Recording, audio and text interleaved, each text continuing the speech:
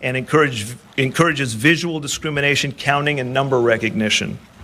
Players help Grover in the kitchen to catch and count ingredients to make delicious and nutritious meals by tipping the iPhone or iPod Touch back and forth to move the tray. Grover tells you how many ingredients to catch and then counts the items with you. The network has canceled Crow, one of 2 educational children's programs, on its Saturday morning schedule, and will add a cartoon version of the hit movie Dumb and Dumber.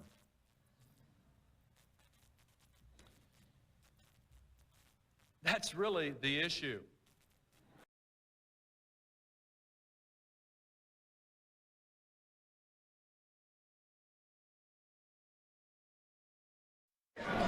Up next on C-SPAN, the president and CEO of Sesame Workshop on keeping Sesame Street relevant to children after 40 years on the air. From the National Press Club, this is About an Hour.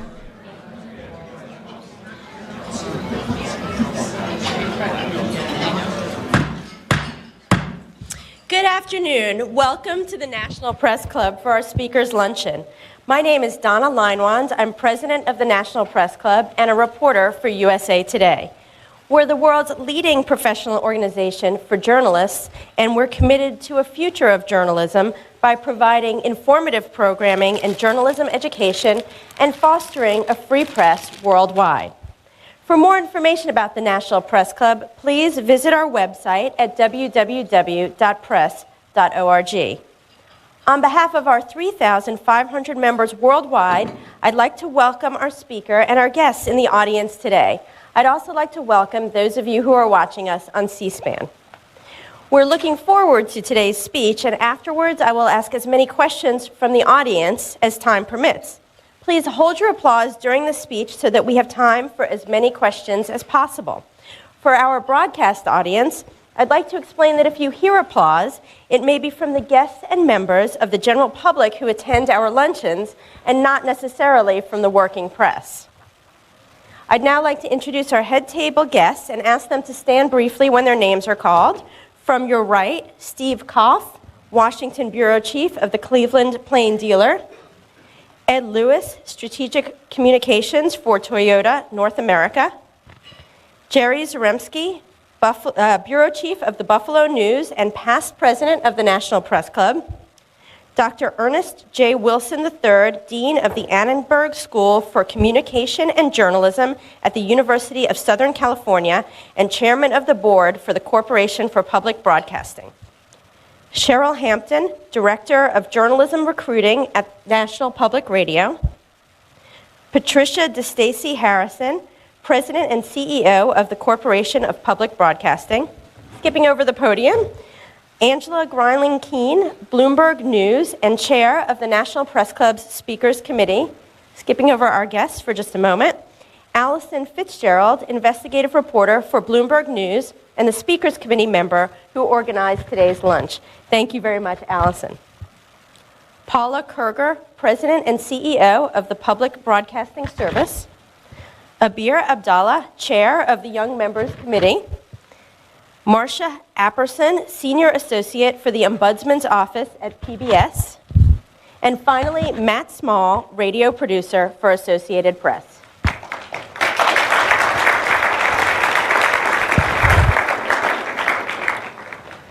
Most of you are already familiar with our long-term friends, Big Bird, Oscar the Grouch, and Grover from the childhood staple Sesame Street. Those furry and feathery fellows have been coming into our homes since Sesame Street debuted in 1969. The man behind all our Muppet compatriots is Gary Knell, Chief Executive of Sesame Workshop, the nonprofit educational organization that produces Sesame Street. The public television favorite is celebrating its 40th anniversary this year. Sesame Workshop's mission is to create innovative, engaging, and educational content for all media. The Muppets now reach far beyond the television screen to offer games and entertainment on cell phones and mobile video games. Mr. Knell has also broadened Sesame Street's global mission, including groundbreaking co-productions in South Africa, India, Northern Ireland, and Egypt.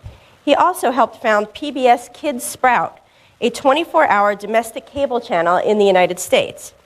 Sesame Street announced last month that it will join President Barack Obama's initiative to promote math and science education, orienting the show over the next 2 years toward lessons in those disciplines. In the past, the Muppets have taken on such issues as childhood obesity, military deployment, and economic insecurity. In addition to the educational element, Sesame Street's characters generate a major market for toys. Just yesterday, Mr. Nell announced that Sesame Street entered into a 10-year deal with Hasbro Incorporated, the world's second largest toy maker, to market products featuring characters such as Elmo, Cookie Monster, and of course, Grover. The deal means Mattel Inc., which for the last 10 years has had exclusive rights to those characters, will have to look elsewhere. The companies didn't disclose the value of the deal.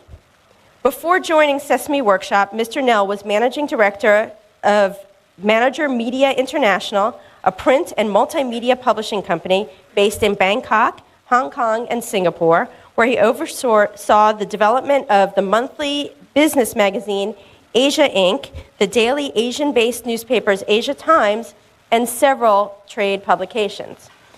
He also has served as Senior Vice President and General Counsel at WNET Channel 13 in New York, was counsel to the U.S. Senate Judiciary and Governmental Affairs Committee, and worked in the California State Legislature and Governor's Office.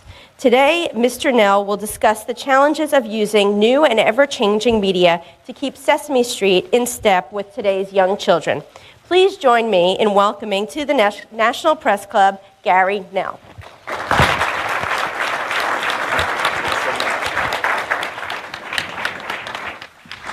Thank you very much, Donna. It's really an honor to be here, and I just want to start by welcoming everyone, wishing a happy holiday. Today's speech or talk is going to be brought to you by the letter N, as in National Press Club, and the number 6, which are 6 lessons that I would like to discuss with you today. Dresses! Who wants dresses? I got dresses down here if anybody wants some dresses! Grover, what are you doing here? Why, I just want to show off my new line of dresses, of course. Want to take a peek at the lovely gingham sundress of my own design? It's somewhere down here. Let's see, I think I have your size. No, I don't think so. No? No. Well, then, I have a fetching little silk number with an empire waist, if you were interested. I can assure you I'm not interested in Well, that. how about a spicy little cocktail dress with a rather provocative headline, huh? Grover, what makes you think any of these people want to hear about any of this right now? Well, is this not the National Dress Club? No, Grover, it's the National Press Club. What? Yeah. Does this mean that no one might be interested in my slinky schmattas? That was for Pat. I don't think so, Grover. In fact, you know, if you would allow me, I'm in the middle of a speech here. A speech? Oh, I love speeches! I love speeches! Oh, perhaps I can help you. Is it a speech about the Industrial Revolution? No, not about the Industrial Revolution. Oh, good, because I know nothing about the Industrial Revolution. Woo! Well, that really worked out great. Yeah, well, is it a speech about getting better abs in 30 days? No. Oh, that is too bad, because as you can see by my amazing physique, I know a lot about rock-hard abs. Go ahead, check out my 1-pack. Go ahead. Wow, great. It's really nice. Yeah, thank you. But, you know, it has nothing to do with what I want to talk about, which is the way new technologies are able to teach kids. Oh, teaching kids using new technology? Yep. Oh, ho, ho, ho, ho. Gary, this is your lucky day. I know a lot about new technologies. Are you sure? Am I sure? Gary, you see that edge right there? I do. Yep. I cut right through it, Gary. I cut right through it because I am on the cutting edge of new technologies. Okay. Yeah, I get that. I didn't know that, though. Oh, yes, yes, it is true. Yes, I can help teach the children of the world using my new technologies using iPhone apps. Well, that's terrific. You know, there's a lot of apps now that can be used really to teach kids. We No, want to talk about that. no, not apps. Everyone is doing the apps. I am talking about the iPhone naps. Naps. Okay, you're going to have to explain that now. Oh, well, it is simple. You see, you just have to take a nap with your iPhone sitting right there next to your head, and all that information in your phone will import directly into your sleepy little brain. I don't think that's going to work, Grover. Well, not yet, but once I develop a USB port for the forehead, it will work like gangbusters. Would you like to volunteer your forehead? No, please. Gary, it is for the children. Come on. Paula, I have to, you know. Let's just move on, Grover. What else you got? Tweeting. Really? You think that Twitter can be an effective teaching tool? No. What Twitter? I am talking about the bird tweets. Oh, okay. What bird tweets? Yeah, of course. Birds are very smart creatures, Gary. Perchance, have you ever heard a cute little American goldfinch say, tweet, tweet, tweet, tweet? And what's your point? Oh, she is actually tweeting Schrodinger's equation of quantum mechanics. But if you do not speak bird, you probably did not know that. All right, perhaps. But listen, we really want to get on with this. We've got some great thinkers out here in the audience and members of the press. Yeah. Where? Right. They're right out here, you know? Are you sure it is this group? Absolutely. Well, maybe they can help me set up my Wi-Fi. Huh? Not now. That's not what they're here for. All right. Oh, well. No. Yeah. You got your little speech to do, I know. But if anybody needs me, just use the old blueberries. You mean blackberries? No, blueberries. They are my favorite snack treat. If you bring out the blueberries, I will come a-running. Bye, everybody. Thanks, Grover. So long. Grover, everybody. Thank you.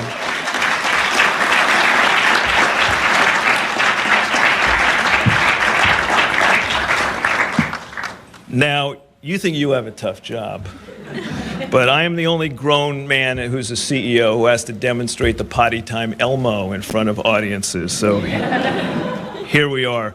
Before I get started, I just want to acknowledge a couple people. My good friends Pat Harrison and Ernie Wilson and Paula Kerger from PBS.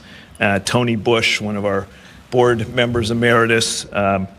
Jim Davidson, who was my first boss in Washington. You can blame him if you hear anything you don't like. And my son Dwight Nell is here today, and lots of other friends. But thank you all for coming here today.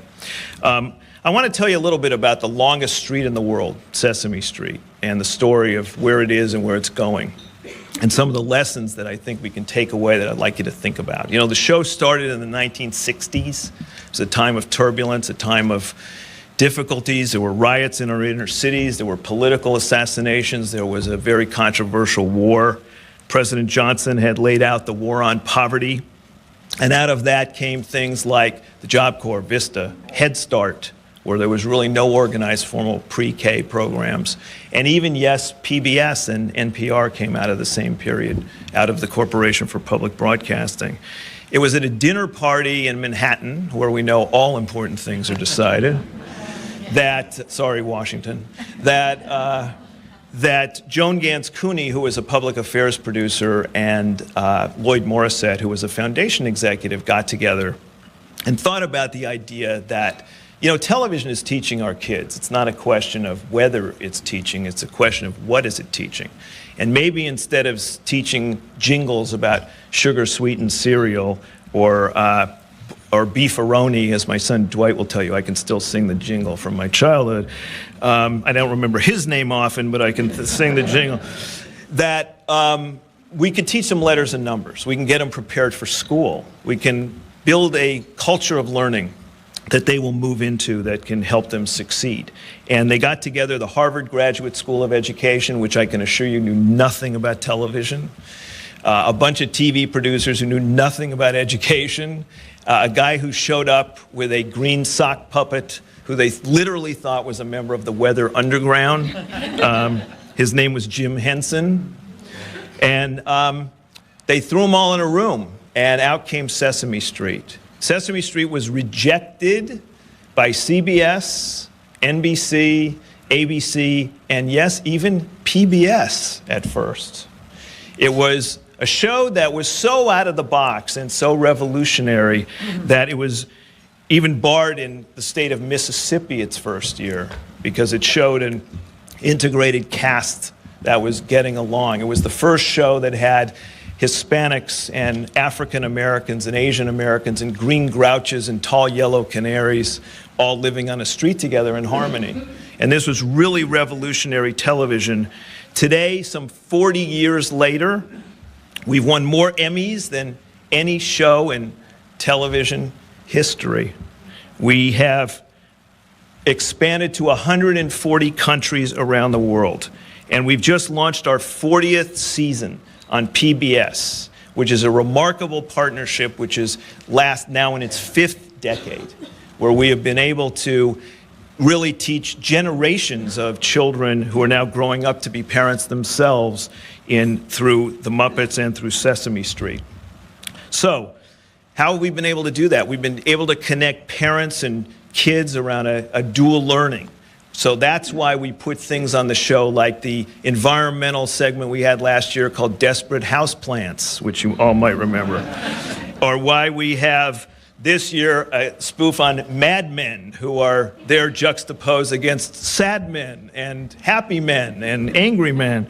So these are truly mad men. And why my friend Charlie Bolden, who's the head of NASA, who we were chatting, and they're actually going to be putting some experiments with worms going up into space shortly. And I said, you've got to get Slimy the worm up on the next mission. And I was reminded that we had Tony Bennett on the show singing "Slimy to the Moon," which was really. And Patty played it totally straight. It was fantastic. So it was really fun. But this is all about using media to help children reach their highest potential and being able to create something out of a media that was hugely criticized. It was the vast wasteland, as FCC Chairman Newt Minow talked about it. And our founders saw possibilities when others just were looking at the negative side. Today, we see strong parallels in the digital media environment, where first-person shooter games and sort of mindless, misogynist virtual worlds can drain children's valuable time from more worthy pursuits, like improving literacy and mathematic abilities. We can turn this situation around starting today if we study the history of what Sesame Street was about and invest in what I would call a new form of public media. Today, I want to take you on that short history now and talk about a few of those lessons. Lesson 1, education and popular success can mix. Over the past 4 decades, our programming has become an educational model and a popular success. This, of course, requires appealing characters, music, animation, great celebrities, pop culture relevance, but the success is really built on an underappreciated a preface that media can be a powerful and an intentional teaching tool. And we have stayed true to our cause with strict licensing standards as we go about these new things, as Donna mentioned, with Hasbro and other partners. And we have a pledge not to market to children, which we pledge never to break. Lesson 2 is recognizing the value of research and development. From the beginning, we designed programs to help preschoolers, particularly inner city kids, get prepared for school. And we stuck to a research plan. And we call this our 41st experimental season that we're in production now. Because we go out and study what the key learning demands are on preschoolers today, bringing in experts from around the country to really teach us how to approach tough-to-teach topics. We've had an enduring impact on cognitive learning, health outcomes, and indeed even social relations. Lesson 3 is to think global and act local. I talked about the 140 countries we're involved in. Let me give you an example of a couple of these. In some 24, we have local co-productions. These are amazing projects to witness. This is about having an HIV-positive Muppet in South Africa to deal with the 1 in 9 children who are HIV positive, who are stigmatized, by their fellow children. And this is a way of teaching kids through role modeling on television that you can be friends with someone and play with them and not necessarily get sick. This begins to break the culture of silence around AIDS in a country like South Africa. We've been working with Palestinians. I just did a press conference with the Palestinian Prime Minister earlier in November, where he opened up the new studio for Shara Simsim, our Palestinian version of the show, in which we're promoting role models for young boys so that they have some role models other than rock-throwing older kids who they have to look at. They can look at becoming a teacher or a doctor or other role models that they can look up to in the world that they're growing up in. In Egypt, it's a focus on girls' education, where 60% of the female population is illiterate. We are able to have little Hoja on Alam Simsim, who has become a star on the #1 children's show in Egypt. 5:30, Channel 2, ask any Egyptian cab driver in DC, they'll tell you. And in India, which has 150 million children under the age of 6, think about that, these kids are now being able to benefit from Gali Gali Sim Sim, which is a Hindi show produced in Delhi. These are local puppeteers, local writers, local educators, local musicians, local directors, all produced in these countries. And they have had just a huge effect on these populations. We've been supported by agencies like the U.S. Agency for International Development, which has been a huge support of our work, but also been able to leverage private sector support. So where AID came in South Africa, we were able to bring in the largest insurance company in South Africa, Sanlam, to take over, and now they are fully funding the project there. That's a model for what we try to do around the world. The fourth lesson is using a culturally iconic appeal to target specific populations in need. Now, we have found that as media has gotten much more competitive, we have had to really target populations where we can have a deep impact. We tackled the childhood obesity issue by, yes, making Cookie Monster a role model and being able to teach that cookies are a sometimes food, not an all-the-time food. And we were joked about on Saturday Night Live, and, yeah, we're going to make them the Pilates monster and all this stuff. And I've had more college students angrily come up to me, what have you done to Cookie Monster? You're making him, he's the veggie monster. I assure you he is not. He still loves cookies, but we know that there is a mom in Silver Spring who's able to have a conversation with her child that even Cookie Monster doesn't eat cookies all the time. And it's a tool to give parents an ability to influence their children through their heroes. This year, thanks to CPB, we were able to do some amazing work around economic insecurity. Now, what do you tell your kids when you lose your job or you've got to move in with grandma? And we talked about we brought 4 families, real life families, an auto worker, a military family, others who have had upheavals in their lives. And through the power of Sesame Street, we were able to highlight these families and build tools for talking to your kids and coping mechanisms about creating a normalcy and an optimism within your own home, an ability to tell people that you'll get through this. And that's exactly the message that we have been able to spread in the project I'm most proud about, our work with military families, where we really came into this project trying to do something for the families of our troops who were just not getting the attention in our view. I got into this issue because I read an article in the New York Times that a family, a soldier's wife and his daughter and his kids were being kicked out of their house because they were behind on their mortgage payments. And I was so enraged about this. I came into the office and we got to do something. And the staff came together, built an incredible outreach project called Talk, Listen, Connect, about talking to your kids, listening to them and connecting with them from a distance.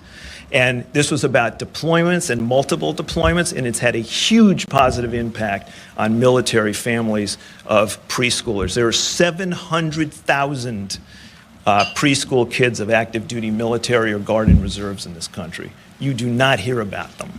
They're out there. And there's been a new study, I think, that came out just a day or so ago from the RAND Corporation talking about older kids from 8 to 18 suffering real setbacks in terms of growth and emotional growth when dad or mom are overseas for a third, fourth, fifth deployment. It's the largest deployment since World War II. This was such a success that we tackled the next issue, how to talk to your kids about coming home with an injury and creating a new normal.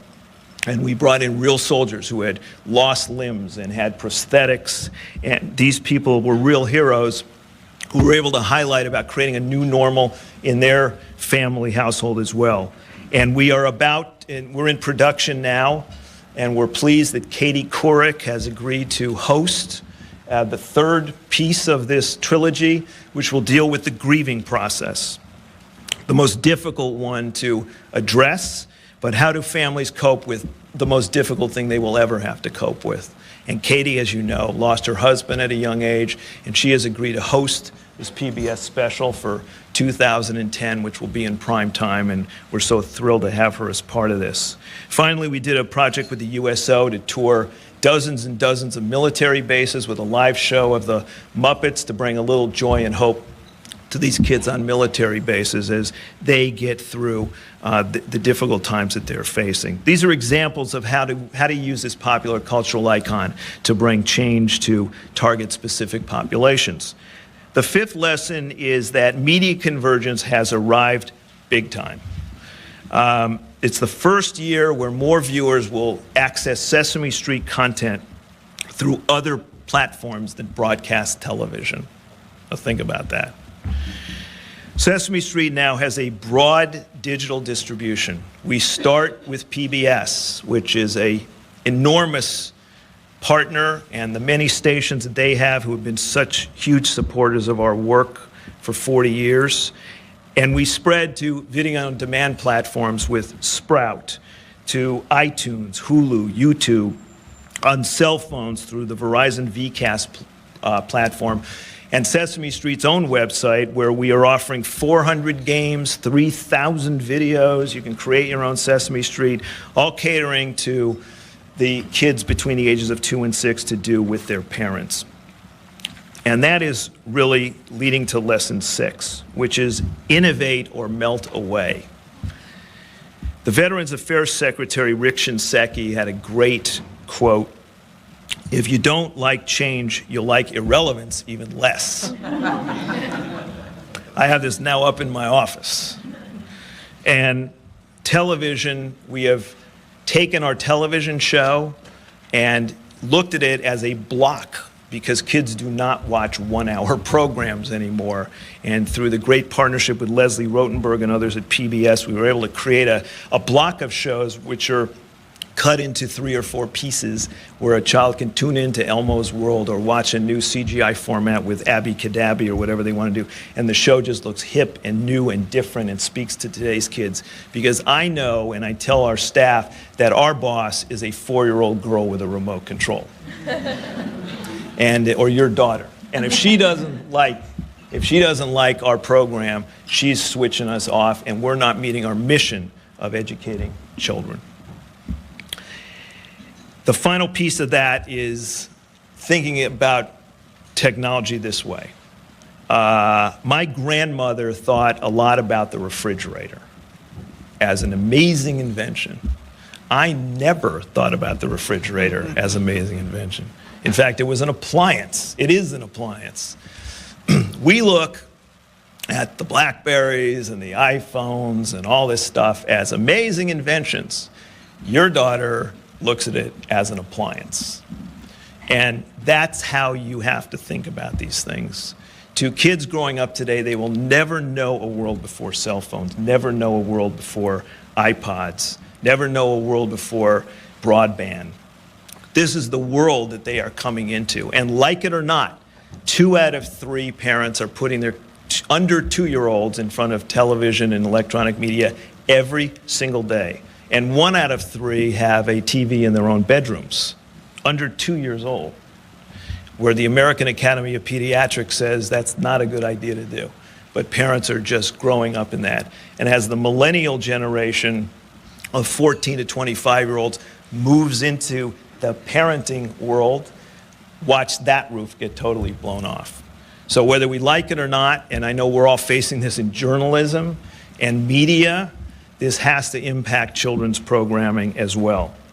So media convergence has arrived big time, and we've got to use these applications and use the BlackBerry and use mobile phones as teaching tools and not simply as empty vessels that really don't add to our nation's value. That's why we're constantly looking ahead. I bet you don't know that last year Sesame Street published 120 books and sold over 20 million copies of books. Remember those? We announced this week that we're launching our new Sesame Street eBooks program, and I think our friends from Impulsus are here today. Literacy has been a big focus of what we do. These ebooks will be a natural extension of our programs. You can visit the website and check out free electronic versions of Sesame Street books, like our best-selling classic, The Monster, at the end of this book, which is, I know, Paula Kerger's favorite, narrated by Grover. Some books offer a read-along narrated feature, and others are simple flip books that a child can read along with a parent and a caregiver. It's really cool. We want to use whatever we can to encourage kids to read. Looking ahead, there's several trends that our nation, I think, must invest new resources in, and I'm going to close with this. 5 years ago, we talked about digital natives. A more relevant catchphrase today might be mobile kids. Mobile kids starting at age 3 and maybe even younger are passing their parents' cell phones around the house and in supermarket checkout lines. That's why we created these video podcasts and iPhone apps. We got 5-minute episodes that focus on building vocabulary to plug the vocabulary gap that our friends at the Department of Education will tell you exists between the haves and the have-nots in this country. Huge numbers of words that kids walk into school not having compared to those in so-called professional households. Let's use these technologies to promote vocabulary or encouraging healthy habits and preschoolers can learn to count and create their own magic on the go. It's on demand, it's on my time, wherever I may be, and kids simply don't understand the concept of SpongeBob is not on right now. That doesn't make sense. It's always on. A few weeks ago, we launched our first iPhone app, the Grover's Number Special app, which includes original Sesame Street video and encourages visual discrimination, counting, and number recognition. Players help Grover in the kitchen to catch and count ingredients to make delicious and nutritious meals by tipping the iPhone or iPod Touch back and forth to move the tray. Grover tells you how many ingredients to catch and then counts the items with you. Very cool. We continue to look at other ways, and we worked with the Department of Education and CPB on a cell phone study a few years ago where we had moms in disadvantaged neighborhoods agreeing with Sprint that they would take a mobile phone as long as they got a call from Maria each day that put a different letter of the day up in front of their kids. So one day it was the letter C, and Maria comes on and says, well, please talk to your child about C is for couch, C is for chair, and the kid would then watch a video of C is for cookie. And it was within 1 month, 80% of these children moms stuck to the program and learned the alphabet. 1 month's time through a cell phone. That's the kind of thing, a little crude as a start, the kind of thing that we can do. With Nokia's Research Center, we've launched a new learning system, which is really amazing. It connects grandma in Florida with granddaughter in Ohio, with Elmo as the facilitator, reading a book through a video conference on 2 cell phones. And we hope to be rolling this out in the future. Another example of what we can do. And most importantly, and I want to leave this out, we're focusing on the needs of older kids, 6 to 9-year-olds. There's a lot of television programming for those kids in pure entertainment, many big cable networks, but a lack of educational programming other than what PBS Kids Go is really promoting. 4th grade literacy rates are directly tied to high school graduation, which is the greatest indicator of staying out of poverty. We've got to catch these kids before that time. That's why we launched The Electric Company, which is a multimedia show on every day. And it's online. We've gotten over 20 million video downloads of The Electric Company, which features celebrities and others promoting literacy, and why we launched the Joan Gans Cooney Center at Sesame Workshop to use new media to help promote literacy solutions. Our director, Michael Levine, is here this afternoon. The center is challenging industry in new ways. And last month at Google headquarters, we brought together folks from Google and Apple and News Corp and Netflix and the Department of Education and others to introduce the new Cooney Center Prizes for Innovation, which will be aimed at entrepreneurs who will develop new ideas and digital prototypes to promote STEM, the science, technology, engineering, and math programs that President Obama talked about a couple of weeks ago. It's a public-private partnership with the White House Office of Science and Technology Policy and others. So the next decade, what's going to happen? We will see less of a distinction between formal and informal education as kids and a new generation of parents demand a new tech-savvy learning institution. We see the need to emerge from traditional school settings that have been just stuck for far too long. The workshop is now creating a totally new model for early education, which will be revealed next year. We are calling the new system Sesame 2.0. We'll take advantages of 4 decades of rich content to develop a totally modern preschool of tomorrow, if you will, for America's young children. And just blocks down Pennsylvania Avenue, our leaders are currently debating health care in an environment that has all too often neglected the needs of our most precious asset, our children. Generations have benefited from a simple but elegant social invention called Sesame Street that is still a model for future progress in a tough economic environment. Based on the lessons we have learned, we can and we must now innovate for a new digital frontier. If we do not, I fear that our children won't be able to compete or really cooperate in the complex global age that they will inherit. And through our global work, we will continue to use the longest street in the world to challenge conflicts, promote health outcomes, and address the lack of basic education for so many. I hope you will join us on that journey. Thank you so much.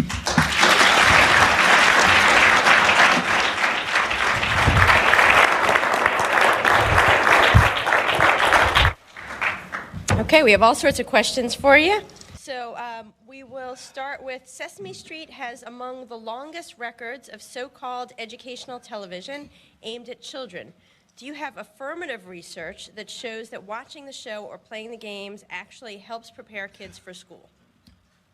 Yes. Next question. No, we have, actually, Sesame Street is the most research program in the history of television, I can assure you. A lot of doctoral dissertations have been done. There's a couple of very famous studies that have been done from ETS and the University of Kansas, which did a longitudinal study several years ago in which they tracked kids all the way from preschool to high school and saw that kids who were exposed to the show on a regular basis ended up doing much better in academic performance versus those who did not. So there's countless research out there that you can access on our website and other places if you just Google Sesame Street Research.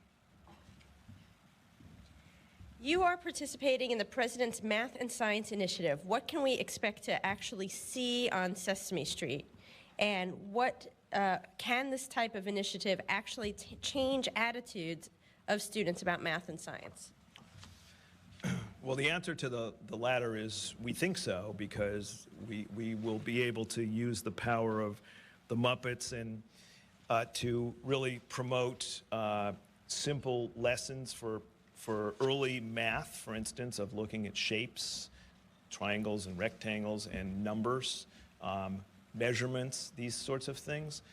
The next season of Sesame Street, which is in production, which will be on PBS next year, will be focusing on actually the scientific method, believe it or not, of an assumption and experiment and findings and et cetera. So we'll be able to play that out really and focus the nation on science and math. We're going to be launching a program that's been funded by PNC Bank called Math is Everywhere, which will be a part of their early learning program. And that will be outreach programs in many states, in the Mid-Atlantic especially, who will be focusing on trying to build math skills for young children. I might add, finally, that it was surprising even to us that President Obama talked about us as one of the leaders in this, and the New York Times, we had Sally Ride, we had Craig Barrett from Intel, we had all of these incredible scientists who've done amazing things in the world, and the New York Times had the only picture leading the science effort for the United States of America was Elmo. So we take that in pride. One of the criticisms of people who are entering adulthood now is that they have an outsized sense of entitlement. Some say this comes from the, quote, everyone's a winner message of Sesame Street. Do you feel those observations are inaccurate or misplaced? Well, you're special. I think so. Actually, Sesame Street, I don't think has always just been about that. In fact, unlike most children's programs, it's actually been a window on the real world. That's why we have grouches, because it's about teaching kids that not everybody is so happy and great every day, that you got grouchy people in your neighborhood. And, we actually have been able to have many diverse characters on the show over many, many years. And I think part of that is to show kids they're different. That we are different, but we are the same, which is a little different than everybody's special and everybody's great. I think you want to build self-esteem in kids to give them confidence to go forward, but they also need that based in some reality. And I think Sesame Street's been a good reality check. If you go back and look at the early shows, and as they've evolved over time, a lot about race relations in the early days, that were really cutting edge back then. But they were a real picture of what life was like in 1971. We forget. You should go back and look at some of these things. They're a real photo of that. With increased competition from Disney, Viacom, and other for-profit companies going after the children's market, how do you maintain the Sesame Street brand? Well, that's a really good question.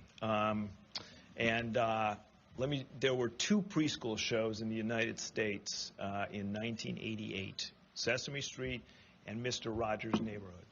At last check, there were 56 preschool shows on TV, 56, and 6 competing networks. So how do you stand out? What we have tried to do, I think, is three things, I think. One is to focus on these targeted families that I talked about, to keep our relevance. So when we're pushing a program like Healthy Habits for Life, and we're working with our friends at the National WIC Association who are here today, Douglas, thank you for coming. We've been able to really impact moms who are in disadvantaged circumstances to teach their kids healthy habits. That's one way we've stood above the crowd. The second is using new technologies and all of the things I discussed about before, and being able to push ebooks and push iPhone apps and just making sure that we are where the kids are. That's been critically important. And the third is international. We've been able to spread internationally and really have a profound impact on some of these countries like Egypt and Bangladesh and Indonesia and South Africa, and next year in Nigeria and Palestine and Jordan and other places. If you drive around Amman, Jordan today, you will see billboards of the Muppets all over, sponsored by the Bank of Jordan. It shows you the power of these iconic characters and being able to reach across different cultures. That's how we've made a difference. Speaking of your international work, how do you and your team ensure brand consistency while thinking globally and acting locally? Well, we maintain the copyright of all of these. We own the programs. That is because I think it is critically important that we do not lose quality or have partners sort of go way off stride. I mean, part of the issue is, do we ever have a partner who wants to do something that's antithetical to the Sesame Street mission? The answer is no, because we pretty much vet partners who really want to work with us. So we have found Palestinian partners at Al-Quds University, or Egyptian partners, or others around the world who get the message of Sesame Street and what it's trying to promote. And we've been able to maintain equality with them by training their writers, training their puppeteers, actually bringing them to New York to be trained by our staff, so that when they go back, they can create something quite amazing. And some of these international productions are stunning in their look. And we've been able to maintain, I'm really proud of the quality that we've been able to maintain all these years. Sesame recently announced that after 15 years of having Sesame Street toys manufactured by Fisher-Price/Mattel, it was switching to its toy-making contract to Hasbro. Why? Change is good. I think that we are really excited about engaging in a new partnership with Hasbro. This is a very forward-looking company led by a very dynamic CEO, Brian Goldner, who has a real vision, I think, for bringing play into children's lives, and we're hopeful that we can expand the Sesame Street toy and play and game experience. They do all the board games like Monopoly and all the big games that you've seen all these years. That play experience throughout the year. So it's a little less focused on, as they call, the fourth quarter, and a little more focused on a year-round business that we can see out there. I would say, because this question always does come up about the funding and why we need support from different agencies to do things. The resources that we get from Hasbro or from other American Greetings or other big partners of ours really goes to pay. These are royalties that we get. We don't manage these businesses. They go to pay for all of that research and production that we are able to really present to PBS and other partners around the world at a fraction of the cost that it would otherwise be to either the public broadcasting stations or to taxpayers. So we are really an example, I think, of that public-private partnership. And having Hasbro as a 10-year partner going forward just gives us a real foundation for growth in the next decade. Are you risking confusing customers with the new brand? The new brand being? The Hasbro. No, there'll be Elmo and Cookie Monster and all of your favorite Muppets. So the brand will not change. It's just we're changing the folks who we're partnering with. How much do the characters generate in annual toy sales? We get about 2/3 of our income from so-called entrepreneurial activities. Now, these include things like books and home videos.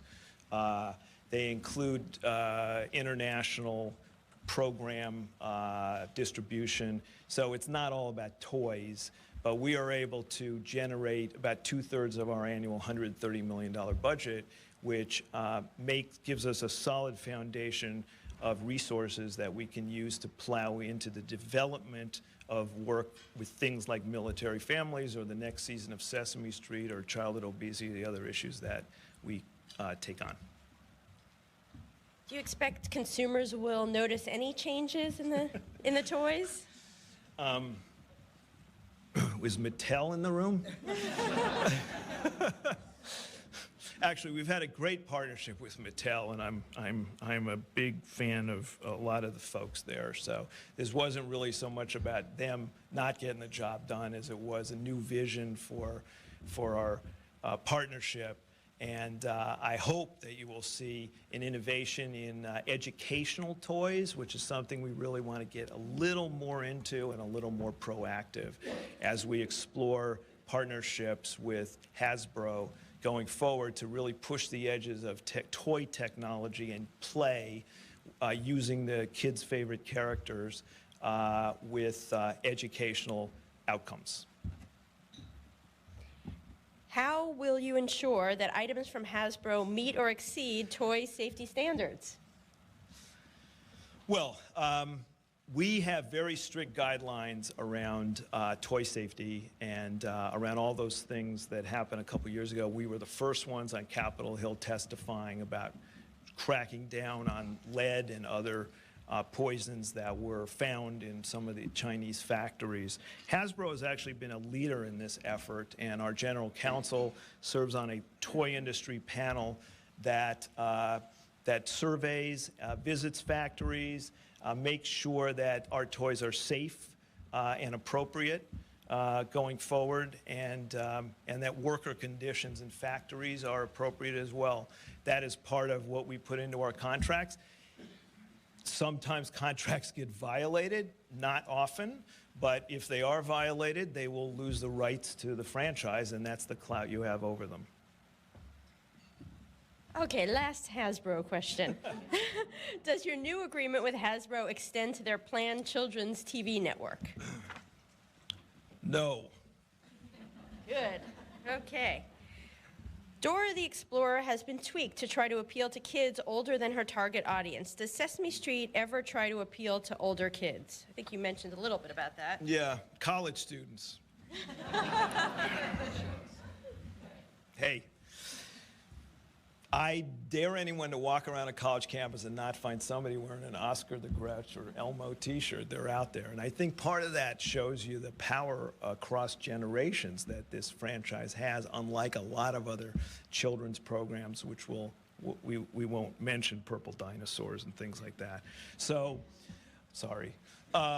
So we think Sesame Street is kind of aimed at, the sweet spot is really 2 to 5-year-olds. And we see kids, even at 4 and 5, whose tastes are getting much more sophisticated at a younger age just because they are exposed to so much more content at a younger age.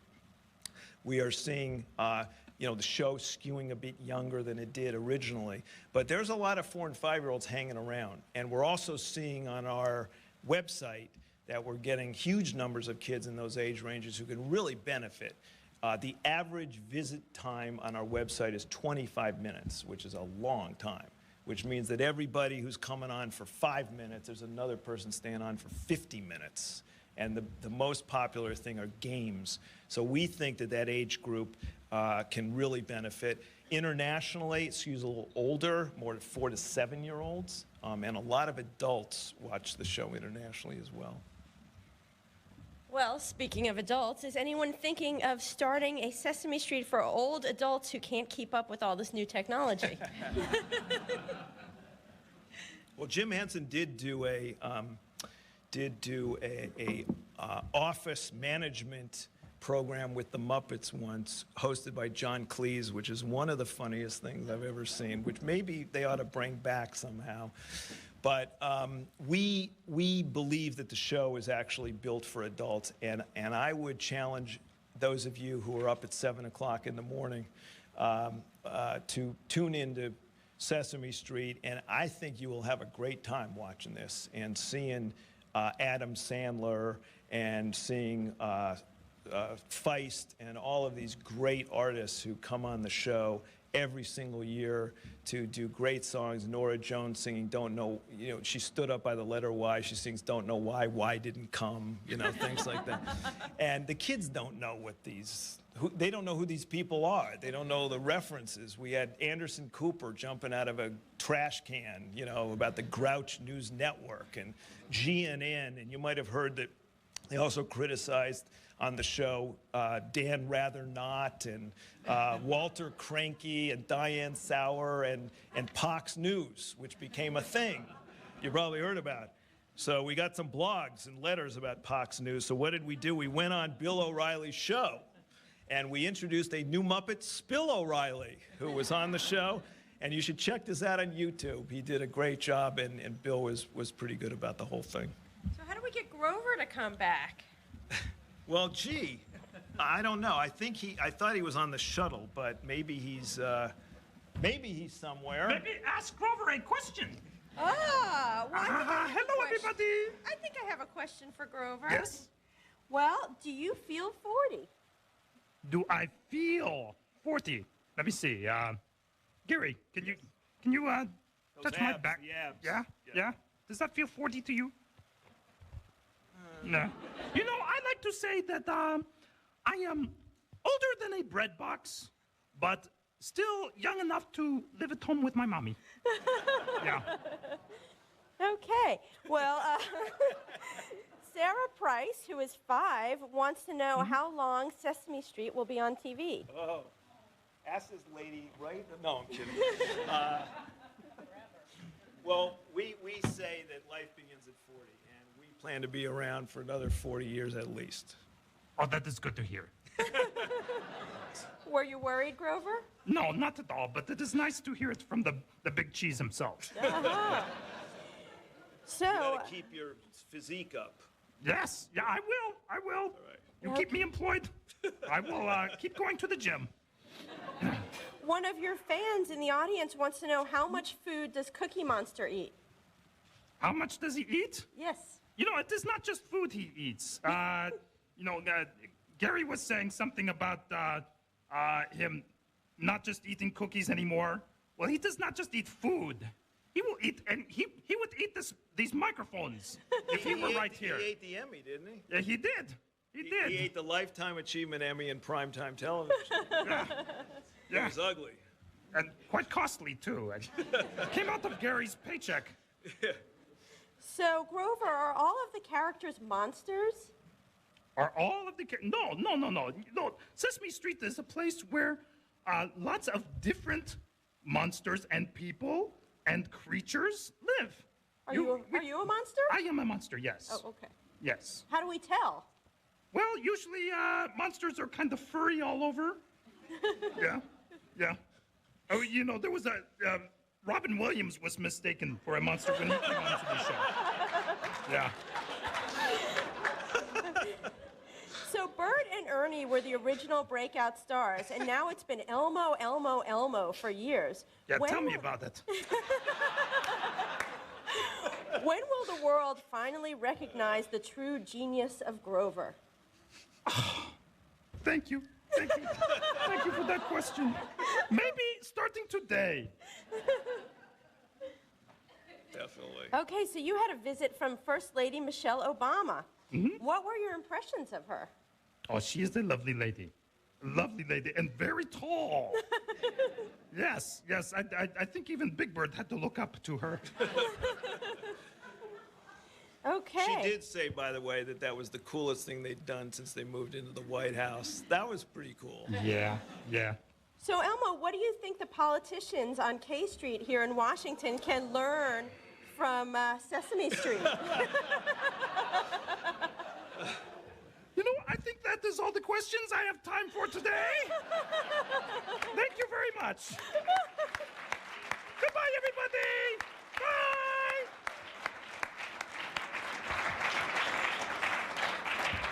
Okay, we are actually almost out of time, so Grover has excellent timing there.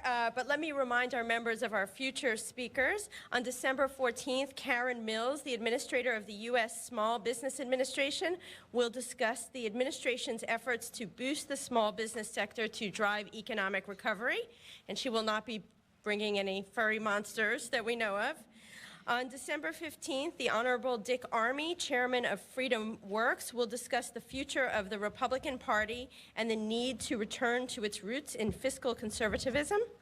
On December 21st, Francis S. Collins, MD, the director of the NIH, will discuss biomedical research, new horizons for human health. And second, I would like to present both of our guests with the traditional and much coveted NPC mug. Hey. Thank you. Thanks so much. Grover, can you get this? I think I'll because keep it for Grover. Grover doesn't seem to have thumbs, so I'm going to give that to you. He's a good waiter, though. You know that. Okay, so for our last question, first of all, I have two for you. How often in your career do you get upstaged by puppets? And also, who is your favorite Muppet? Oh, well. The answer is often and Grover. Good answer. Thank you. But I've been abused by Muppets around the world, so it's a wonderful job, and I hope that we can continue to work with our great colleagues to do great things for kids. And thank you for having us today.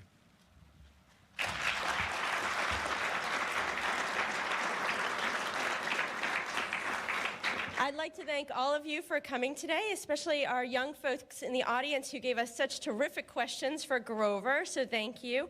I'd also like to thank National Press Club staff members Melinda Cook, Pat Nelson, and Joanne Booz for organizing today's lunch. Also, thanks to the National Press Club Library for its research. The video archive of today's luncheon is provided by the National Press Club's Broadcast Operations Center. And our events are available for free download on iTunes as well as on our website. Non-members may purchase transcripts, audio, and videotapes by calling 202-662-7598 or emailing us at archives. For more information about the National Press Club, please visit our website at www.press.org. I thank you all, and we are adjourned.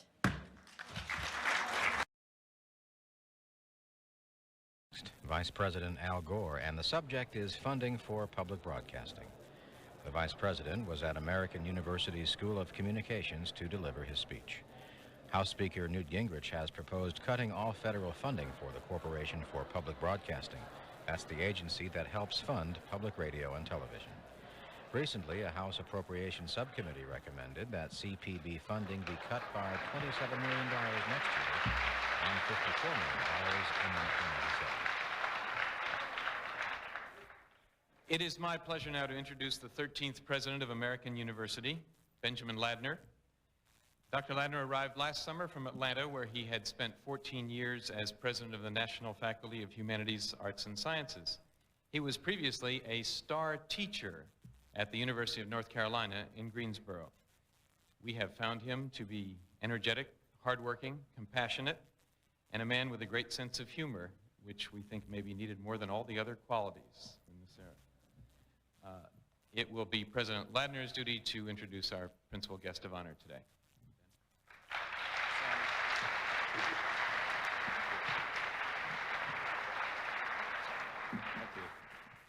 It is my great pleasure to welcome Vice President Al Gore to the American University.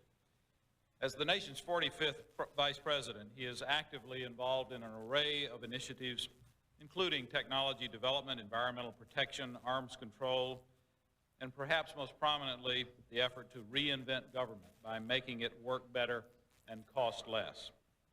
His heartfelt concern for a humane and decent future stretches from his efforts to revitalize the nation's inner cities to improving the global environment for all of the world's citizens.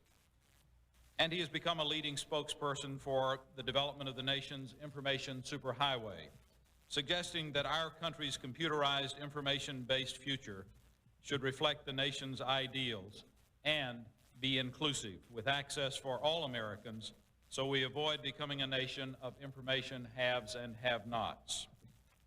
If you get the sense he is issue-oriented, it's not just because he's taking on another White House assignment.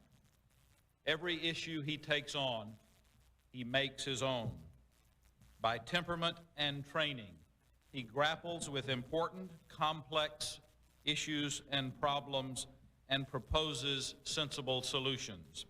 He is, in other words, a 24-hour public embodiment of what education prepares a man of deeply held commitments to public service to accomplish.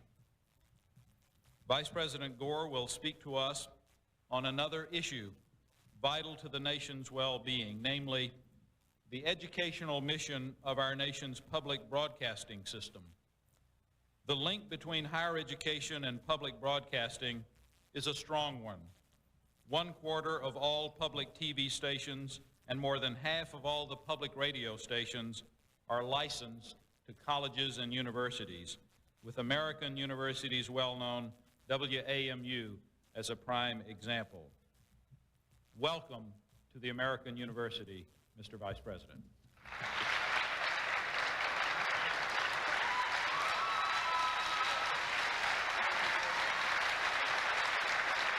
Thank you.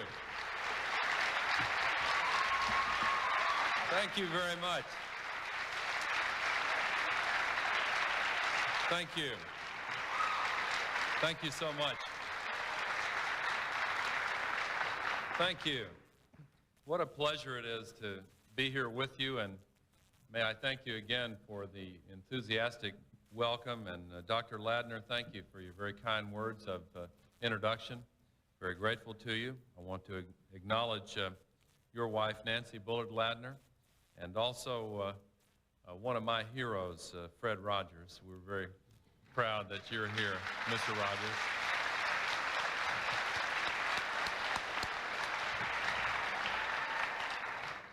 Mr. Rogers and I are going to be going from here after my speech to talk with some children about the same issue. Dr. Sanford Unger, Dean of the School of Communication, a longtime friend. Mr. Delano Lewis, President of National Public Radio. Ms. Patricia Diaz-Dennis, member of the NPR Board of Directors. Mr. Carl Matthewson, General Manager of one of the stations and Chairman of the NPR Board. And special thanks to all of those who helped here at American University, all of those at the Corporation for Public Broadcasting, and especially Robert Coonrod, Executive Vice President, my friend, longtime friend and colleague with Tipper and Jay and me in the United States Senate, Sharon Percy Rockefeller, President of WETA, and to friends from PBS and NPR and all of the guests present. Thank you very much for attending here today. It's a beautiful day in the neighborhood, and I'm glad the weather is warming up. A couple of weeks ago it was so cold I froze stiff and nobody noticed.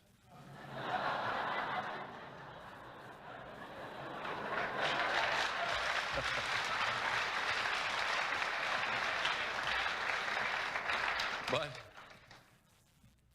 I'm here today to talk about an issue that is very near and dear to my heart and extremely important to President Clinton and to the American people. There are principles at stake. Most of us think of Thomas Jefferson as our third president, but many of you know that on Jefferson's own list of accomplishments, the presidency finished far down the list. His tombstone doesn't even mention it. The inscription that he wrote for it reads, "Here was buried Thomas Jefferson, author of the Declaration of Independence, of the Statute of Virginia for Religious Freedom, and father of the University of Virginia." He was passionately committed to the university and to learning. During the first year of the university's existence, there was an incident in which students rioted and then, armed with bricks and canes, attacked the professors trying to restore order. Jefferson was devastated. The next day, at a meeting between the students and the university board, he began to speak, which of course he could do with eloquence unmatched.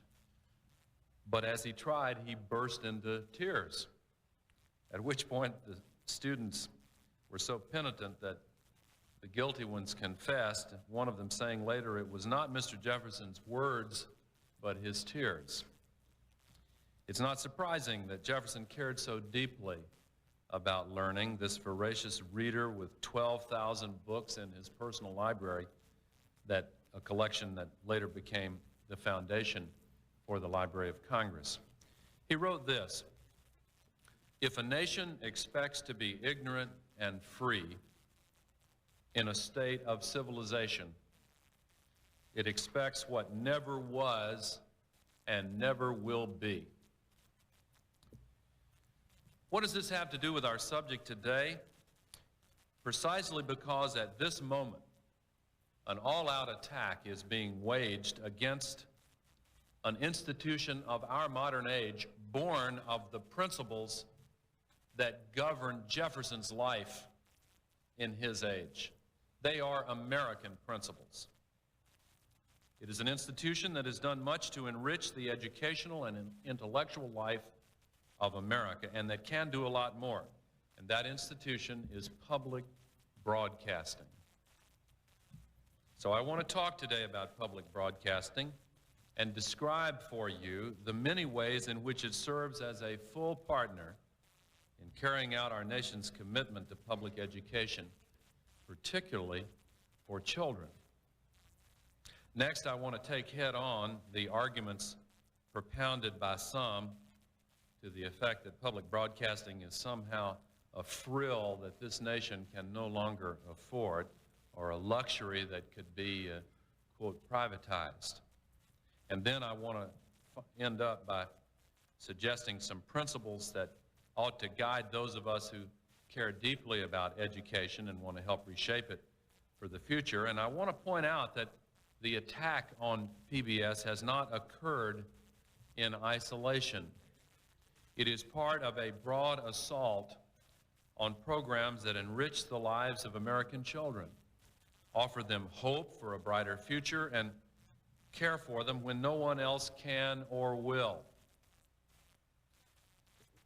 The so-called contract presently being rushed through the House of Representatives will deprive children of programs that can teach them to read. It will deprive them of the healthy lunches they get in the school cafeteria. It will deprive them of inoculations against polio or measles. It will deprive them of programs which help them steer clear of drugs or get a summer job. This attack is mean-spirited, and it is dead flat wrong. And there's nothing that's more illustrative of exactly what's wrong than the war now being waged by the Republican leadership against public broadcasting. Frankly, when I talk to people around the country about this attack, whether they are Democrats or Republicans, they're absolutely mystified. This hasn't been a partisan issue. Nobody ran for Congress last year saying, I'm going to eliminate public broadcasting. It wasn't a part of the public dialogue. And in community after community, people of both political parties have joined hands to say, we're really proud of our public broadcasting station. We're really proud of the programs that are available to our children. And they go out and raise money to supplement the seed money from the federal government that makes it possible to keep this service available.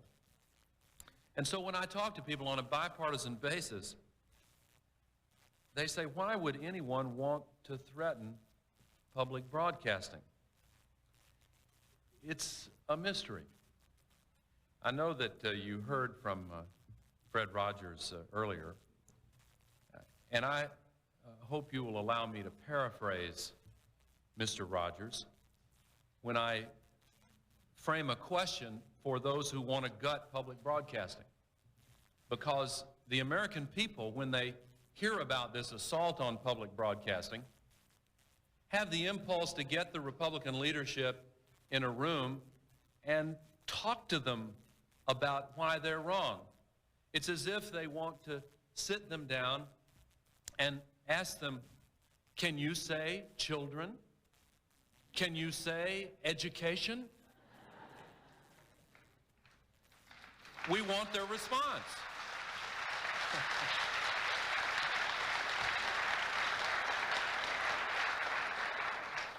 And they would like very much, the American people would like very much to educate the Republican leadership with some basic facts about why public broadcasting is important to the children of this country and important to the future of America. Here are some basic facts about public broadcasting as an instrument of education. And I'm just going to skip over some of the crown jewels of public broadcasting, like the McNeil-Lehrer NewsHour, Bill Buckley's Firing Line, or Scientific American Frontiers, a Talk of the Nation on NPR. They're all great programs but I want to focus on ones that children watch and listen to. Close to 90% of the 70 million children in this country, from all areas, all ethnic groups, all socioeconomic strata, have regular exposure to at least one of the many PBS programs. Those numbers are so big that even the Count from Sesame Street would have trouble arguing with them. The fact is, public television is often the first exposure that many young children receive to numbers and letters. The joy of counting to 10 for the first time, or spelling their name. I talked this morning to the young mother of a 2.5-year-old, and partly because I was making this speech today, I asked about public broadcasting. "Oh yes," she said. "That's the only channel my daughter can watch. She's 2.5. They're trying to eliminate it." I said, "What?" She replied, and it's a common response. For older children, there are programs like Nova. Stanley Johnson, a local junior high teacher who is with us today. Stanley, where are you? Could Stanley Johnson, you didn't know I was going to make you a celebrity here with this audience today, but I single out Mr. Johnson because he has been using Nova to teach his students for years. And there are junior high teachers like Stanley Johnson all across the United States of America. There are countless other programs which have transformed our living rooms into classrooms. And of course, there's also a side to public television for children that many of us never see. But it's a side that's well known to daycare providers, to classroom teachers, and to hundreds of thousands of Americans trying to prepare themselves for the future. For example, PBS and dozens of public television stations around the country have launched a service called Ready to Learn, a program designed to ensure that our children are, in fact, ready to learn on the day they start to school. Ready to Learn combines an energetic outreach program with the very best preschool programming in the business, featuring the great icons of educational television like Fred Rogers and Burton Ernie and the Count and others. The result? Parents, daycare providers, and teachers who know how to use these programs to help children learn through television are helping them absorb information and keep learning once the television is turned off. Public television's a learning tool once a child is in school as well. It reaches about 70,000 elementary and secondary schools throughout the United States. It is the #1 resource for instructional classroom programming. And they want to cut that out or make devastating changes that have the clear result of cutting it out and try to pretend that people aren't going to notice. And what I've talked about so far is just television. National Public Radio has been indispensable to its local listeners across the country. Each station across America tailors its programming to meet local needs. For example, when school funding for classical music training was cut, it was KUER in Salt Lake City that produced a series introducing elementary school students to classical music. In Kodiak, Alaska, on KMXT, children learn about life and earth sciences by tuning into My Green Earth, a program hosted by a local science teacher. On Treehouse Radio, kids in Urbana, Illinois, have the opportunity to read their own poetry and play music on WILL AM/FM. WCBE's Kids Sunday allows children in Columbus, Ohio, to take part in all aspects of production, from sound effects to news reporting. And it sheds light on yet another way public broadcasting influences and teaches children and adults, even when it is not seen and heard. The backbone to public broadcasting is, after all, community involvement. And who knows that more than the people on this particular campus? WAMU, a public radio station, provides forums for students to talk about violence in local schools and volunteer recruitment drives, in addition to all the wonderful programming that it makes available for this particular community, the entire Washington area. And it's the same in every city in America. And yet there are some who argue that public broadcasting is somehow elitist. Well, that is simply absurd. And if you don't want to take my word for it, ask Daniel Castro, the host of the Sancho Show in Pasadena, California. His radio show, which has been running for over 10 years, teaches kids in poor minority communities the value of staying in school. That's the opposite of elitism.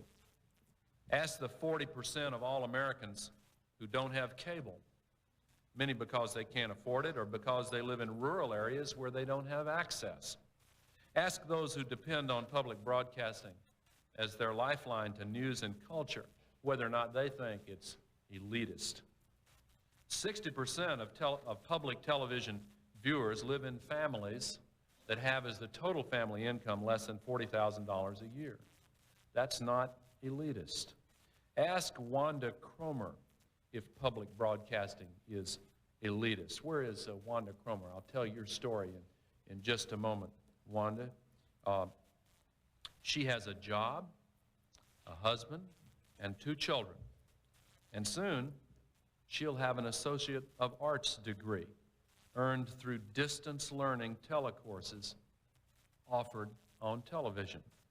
She is one of 2.8 million people who have jobs and children and have earned credits by way of telecourses. Doesn't sound elitist to you, does it, Wanda?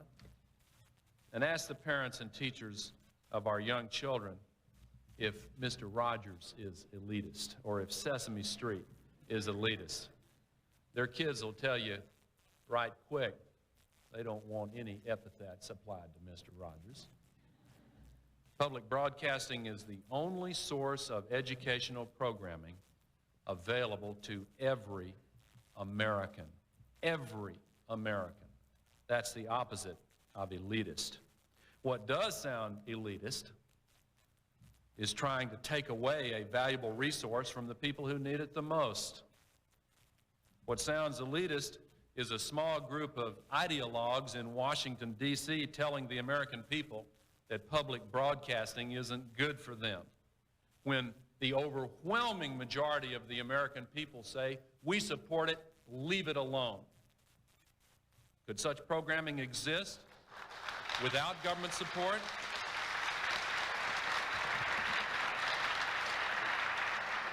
And the people who say leave it alone know that it can't exist without government support. The administration's record on this issue is clear. President Clinton and I believe in federal funding for public broadcasting. We view it as crucial to the enterprise, and we see it as a sound investment and a sound federal policy and a great value. The fact is, all of public broadcasting, all of the programs, all of the stations, and all of the marvelous educational services that help our children and many of their parents, all of that costs a grand total of $1.09 per year for each American. About $1. Now, if you're Oscar the Grouch, that might be something you would complain about. If you live in a garbage can and you are an angry green male, you might complain about $1 a year.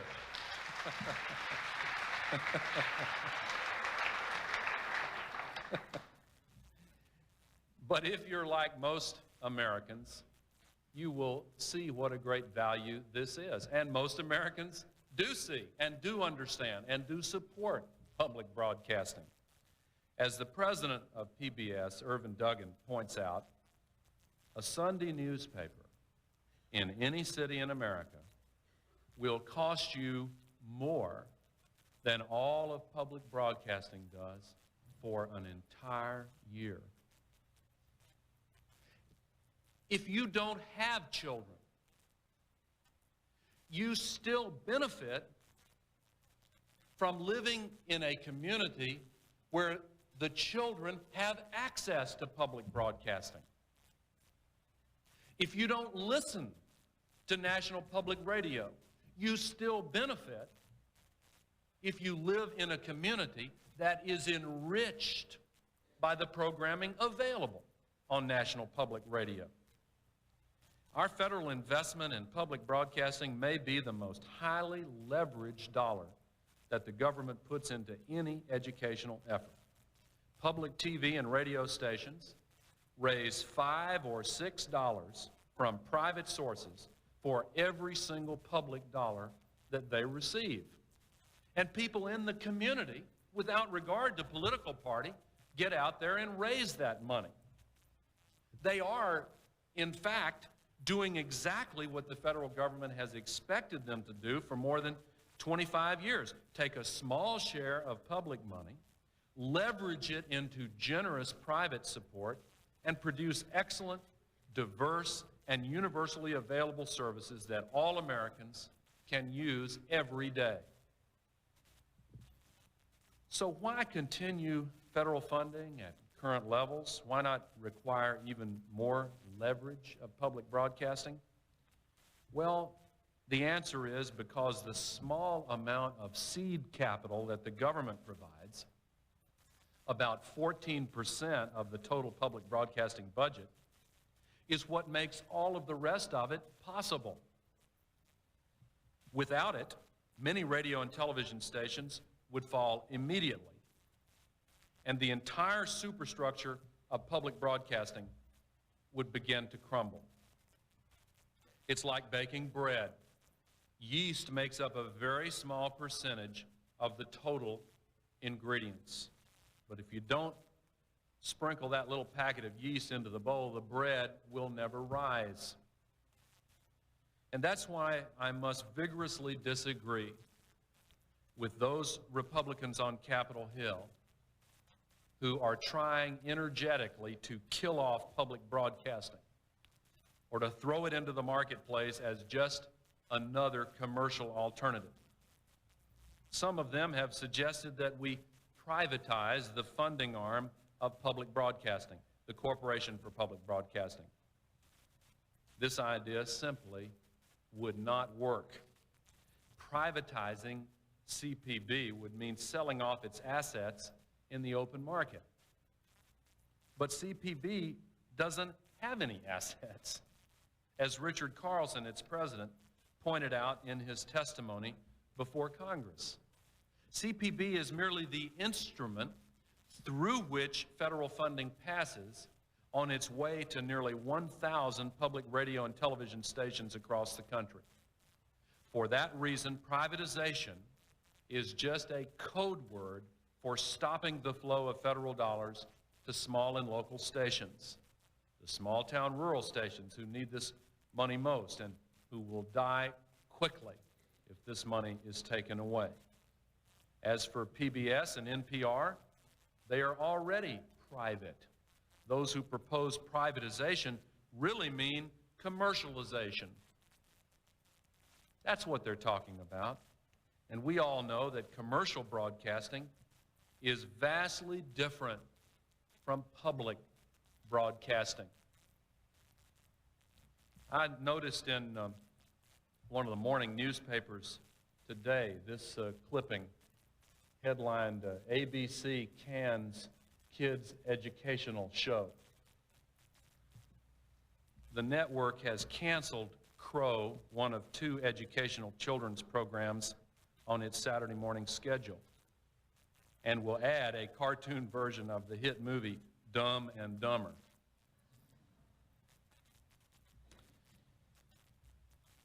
That's really the issue. Right there.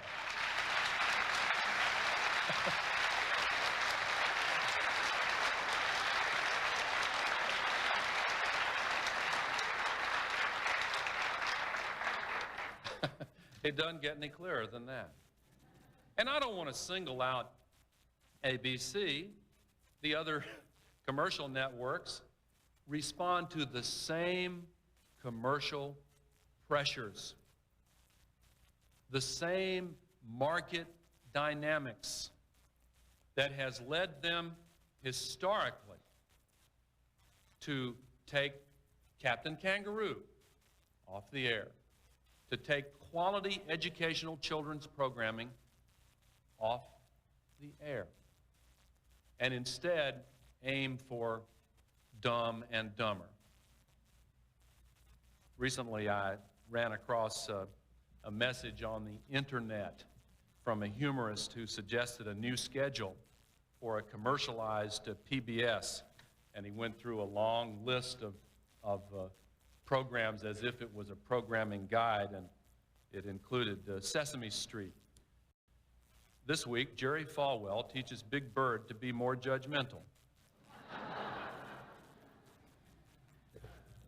Where in the world is Carmen Sandiego? This week, guest detective Pat Buchanan helps kids build a wall around the U.S.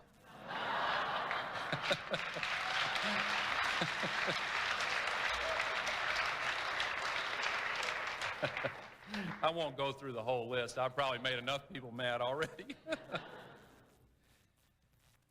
But some of these Republican leaders argue that privatizing public broadcasting would be a good example of reinventing government. The marketplace, they say, should determine what our families watch on television. Well, we've seen what the marketplace determines our families should watch on television. And a lot of Americans have had it up to here with what's on commercial television. There are a lot of good programs, but when it comes to what is being fed to children, American families are saying, hold the show. This is not right. And one of the only alternatives available to families that want their children to see something that's good for them, that's clean, educational, enlightening, and uplifting, one of the only alternatives available for kids is public broadcasting. Now, let's keep it.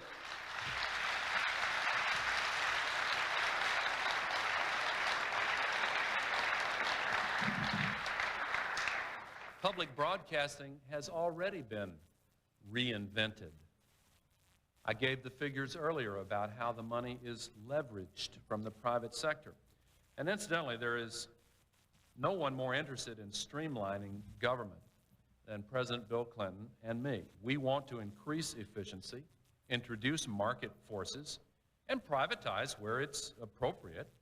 And after all, it was the Clinton administration that has already cut the federal bureaucracy by 100,000 positions, with many more reductions to come. It was the Clinton administration that has cut the deficit by $700 billion, reducing it for 3 years in a row for the first time since Harry Truman. But there is a big difference between cutting government and killing government. I'm reminded of the old story about the veterinarian and the taxidermist who went into business together, and they put a sign out in front of their joint establishment that said, "Either way, you get your dog back." Well,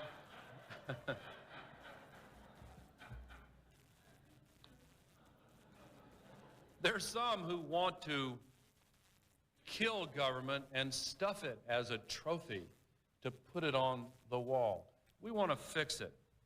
We want to reinvent government so that it works better and costs less. And there is nothing that works better and costs less than public broadcasting. That's already the fact. Some say, well, sure, public broadcasting does some good things, but why do we need government involvement when we have an alternative in the private sector? Well, what about libraries? There are bookstores all over Washington, D.C. and in cities throughout America.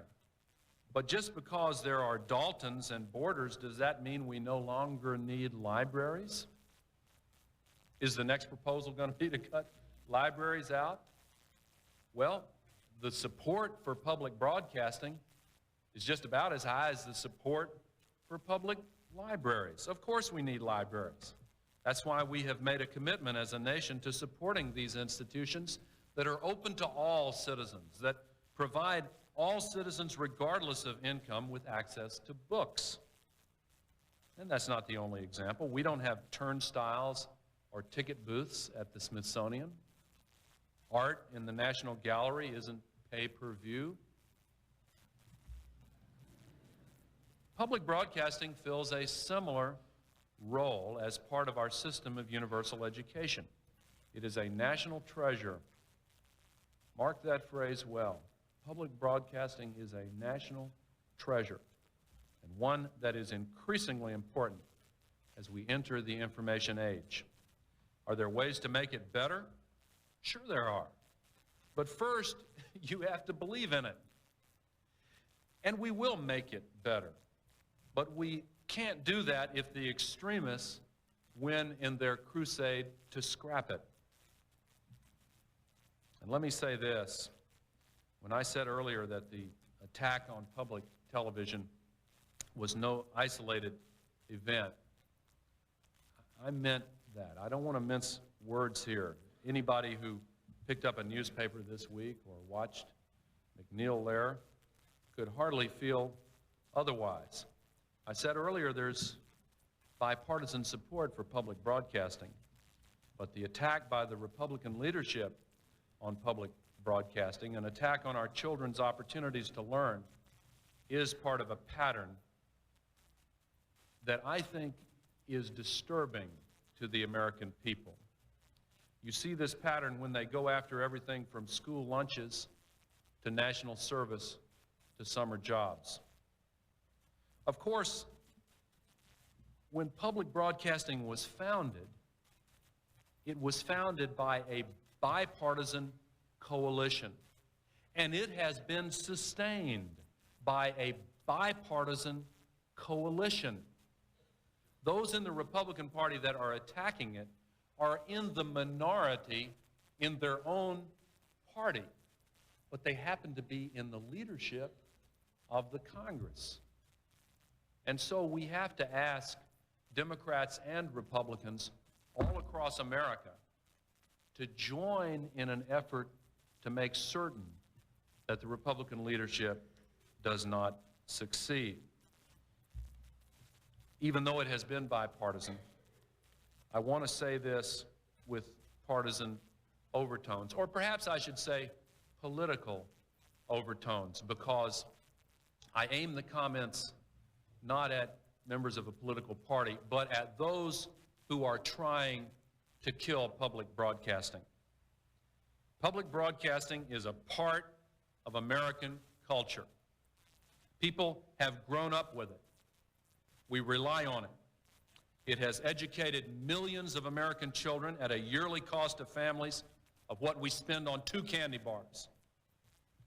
And if you try to kill it, we will fight you every step of the way.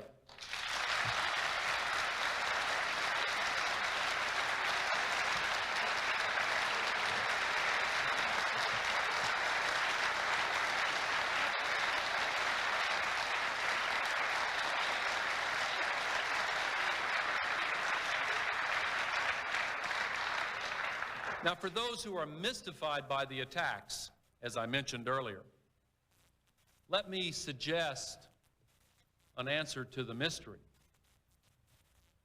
If you make $1 million a year, have a very comfortable life, belong to a country club, you may not think that you will ever encounter in your life a problem that you can't solve with your own resources and wherewithal.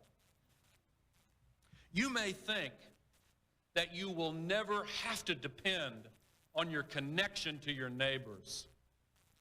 to those who live in your community, to those who live in your nation.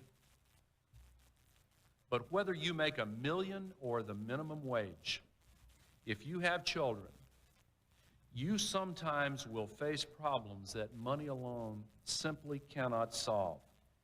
You will face problems that can only be solved if we work together, if we recognize our obligations to one another as members of a national community with concerns and values and hopes and dreams that we want to reach out for together.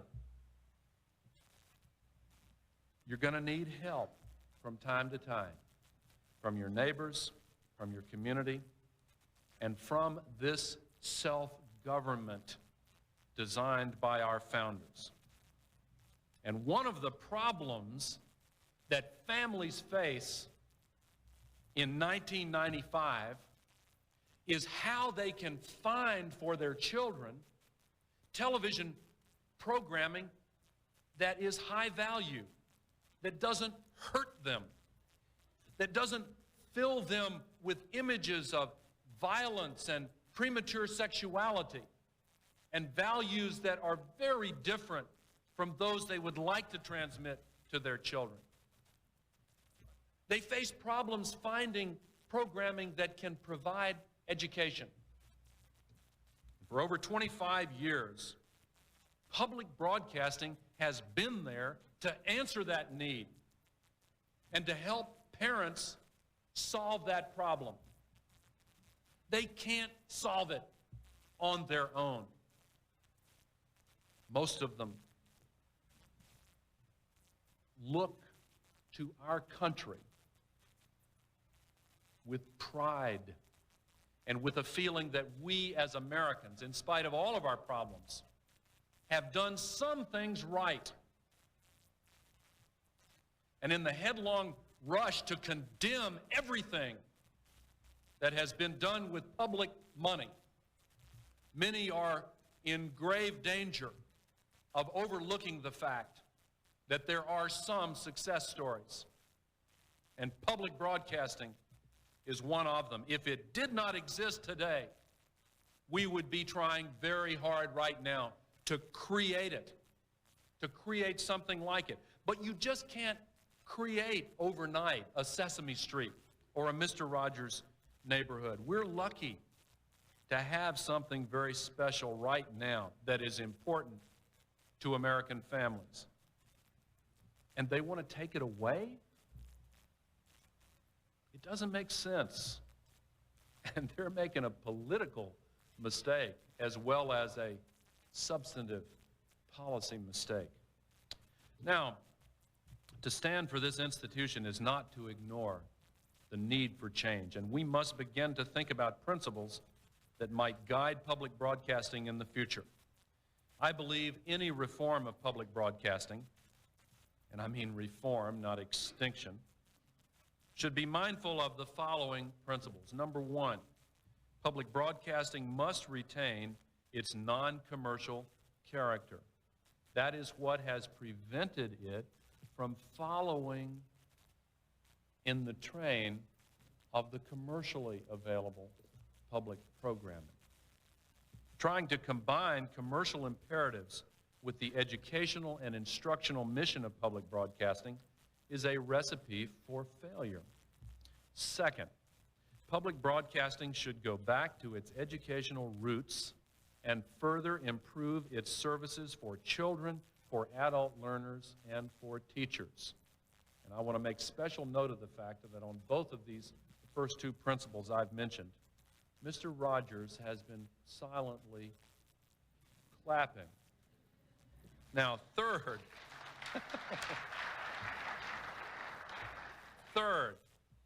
we need to ensure that public broadcasting is operating with maximum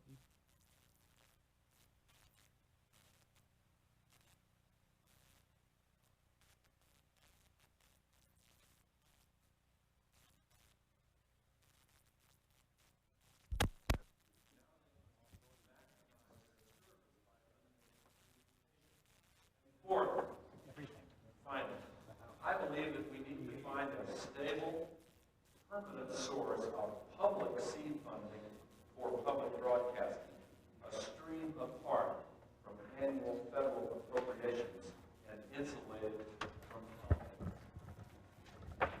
In conclusion, let me say that so far I have spoken as an elected official. I'd like to talk just for a moment as a parent. When Tipper and I had no children, we had many theories about how we would raise them when we had them. Now we have many children and no theories. But we do have some observations, and one of the things we've observed is how children learn. In our culture, much of learning comes from television. For some children, that means an endless diet of robot superheroes flattening people with punches and kicks, punctuated by ads for plastic toys and cereals with very high sugar content. That's why I'm so grateful for public broadcasting.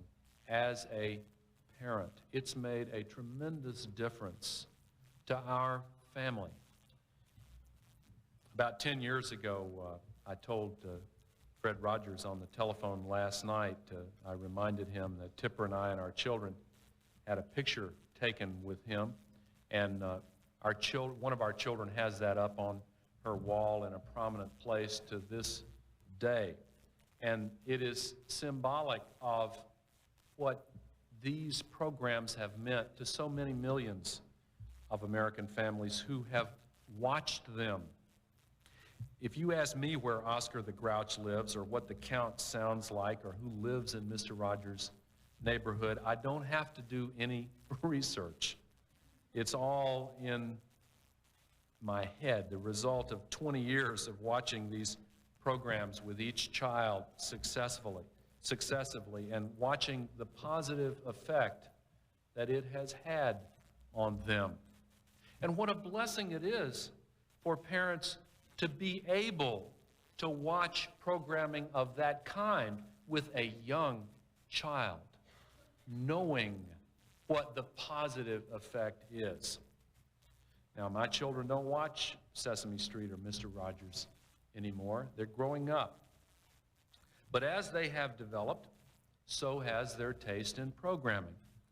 And so we watch together and discuss programs like the Civil War, or Joseph Campbell, or The Five Senses, or Nova.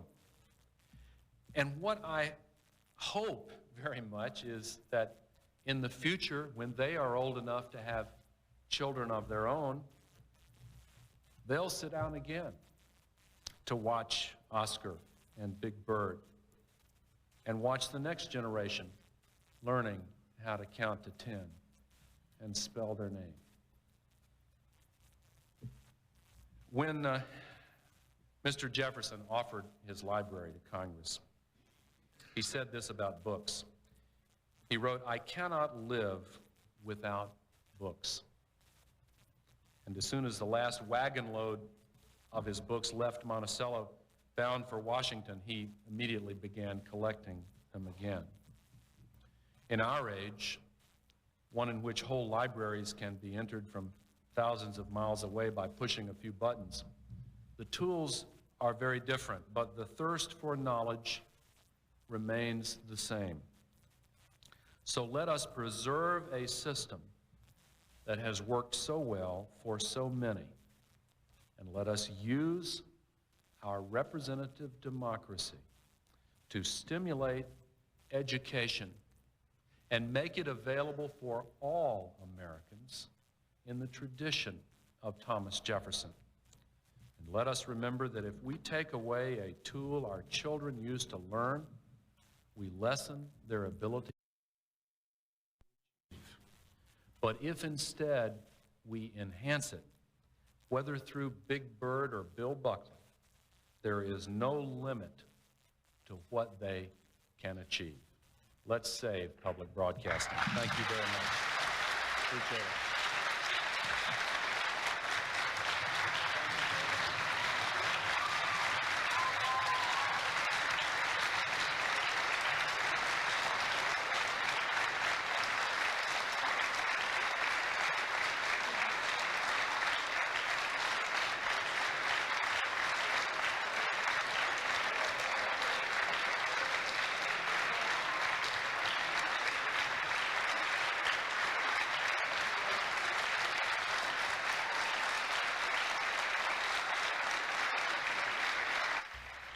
Speaker of the House Newt Gingrich has proposed cutting off federal funding for the Corporation for Public Broadcasting, the agency that helps fund public radio and television.